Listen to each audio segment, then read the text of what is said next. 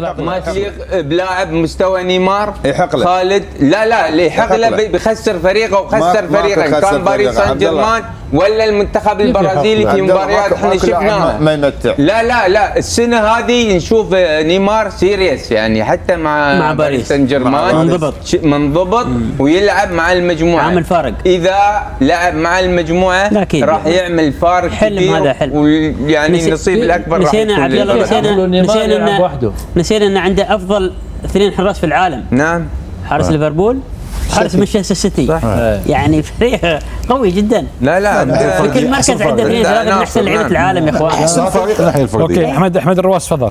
يا خالد، ما دام كلهم هنا شهدوا بانه الفرديات اكثر فريق البرازيل، صح؟ نعم.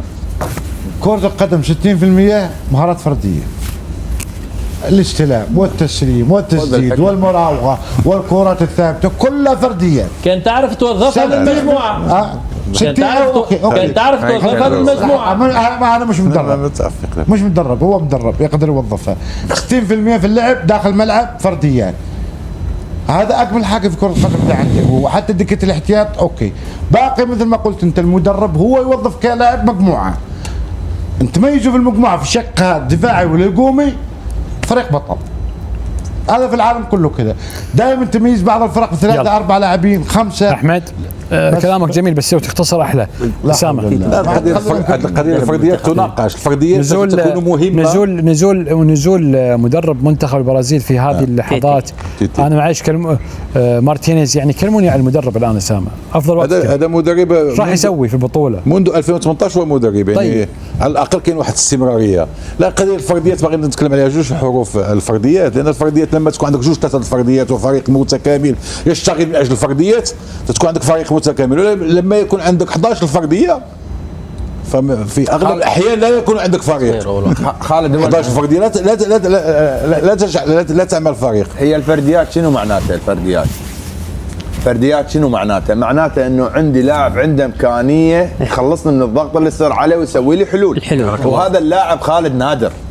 هذا اللاعب نادر، يعني مو كل لاعب، يعني اكو لاعب يلعب تكنيك او تكتيكه ماكو، جناح يمين ياخذ كره يطلع يسوي كروس. هذا اللاعب لا، هذا يسوي فرص، هذا يحافظ على الكره، هذا يخلي الفريق الخصم تحت ضغط، يخلي المراقبه عليه. البرازيل تمتاز بهذا الموضوع. ليش دائما نحكي ميسي ميسي ميسي ميسي ميسي؟ ليه؟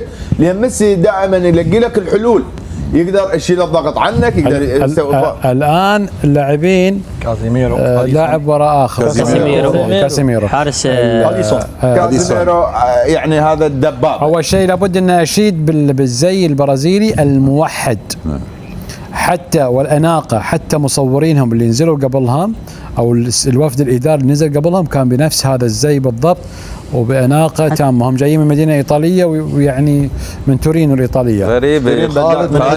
حتى الشنط ماركه. هذا يرد عليكم. عندهم الانضباط والتنظيم من الان. وفي معلومه ترى جايبين لهم الحلاق قبل ما يطيرون من تورينو على فكره. جابوا لهم الحلاق. خالد وانت بكرامه حتى الاحذيه. خالد وانت بكرامه لاحظ الاحذيه حتى الاحذيه نفس الاحذيه وانت والشنط. هذا يبين لك الانضباط بالفريق.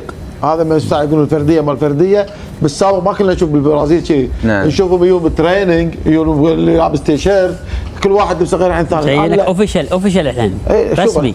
الان هذا الانضباط قاعد غريب. الرواس البرازيل بشعار الارجنتين نازل على المشاهير. يعرف قيمته، يعرف حجمه، بس انا حتى يا شباب اول احنا نسولف عن اللاعبين والتدريب والانضباطيه وانتم مش منضبطين معي. شفت شلون؟ ما يصير 3 4 في نفس الوقت. انا فرديات عندهم لو سمحتوا. وهذا هو مشكل البرازيل. مشكل البرازيل انهم يلعبون 3 4 في نفس الوقت. ايوه مشكل البرازيل حقيقي لانهم كاشخين يا خالد. لابد يكون عندك كروت خالد. ايوه شوف الكاميرا. وصل. نيمار نجم البرازيل الحقيقي هو نيمار. يا اخي لا البرازيل نزلوا اللمسه سووا رعب العالم كلها. اسياد الكوره نزلوا. خالد الان انت تتكلم على نيمار. نعم نيمار لاعب له حجمه ووضعه، لكن اكو لاعبين بالفريق مؤثرين جدا. صح. لاعب ريال مدريد كلهم جونيور على اليسار.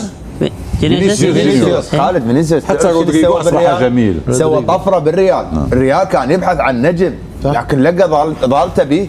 لاعب يسوي كل شيء بكرة القدم. كثير من اللاعبين اللي عندهم حلول، فقط هم مشكلتهم بشغله واحده خالد، مشكلتهم بالانضباط الدفاعي، لان حتى المدافعين مالتهم هم مهارين، يعني تلاقيهم دائما. هسه البارحه احنا كنا نتكلم على كافو يصعد، روبرتو كارلوس، هم هذا ستايلهم. لكن اذا كان انضباط تقريبا 60%، طبعا اكيد على المدرب انه باقي وياهم صار 4 سنوات، اكيد هاي شفت كيفاش ولي تحكي على الواقعيه، الانضباط وقت خاطر المفروض وقت اللي مدافع تكون عندك مهارات ما تحاولش تقول واحنا تعمل حاجات اللي ما يلزمهاش تعملها في الكرة القدم. هذا هو اليوم نحكيو على انضباط جماعي. نرجع للمباراة مش يختلفوا زوج. اخر اقصاء البرازيل يا اخي سمحتي في كاس العالم ضد بلجيكا، البرازيل سيطرة مطلقة على المباراة وانهزم، ان الكل كانوا يريدوا التسجيل.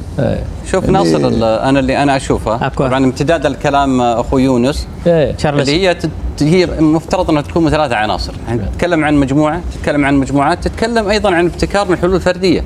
هذه كرة القدم، في كرة قدم لابد يكون عندك حل فردي. انت المدرب يعطيك عناوين، وبالتالي بعض اللاعبين في بعض الظروف المباراه هو اللي يبتكر حل، سواء على الجانب الدفاعي او حتى على الجانب الهجومي. وين تصير المهارات الفنيه اللي هي تكون خارج باش نجم نستعملها الفريق في التمريره الاخرى. ناصر لو سمحت اسامه، هاي ثالث مره انا اقول لك رجاء نحترم الهواء.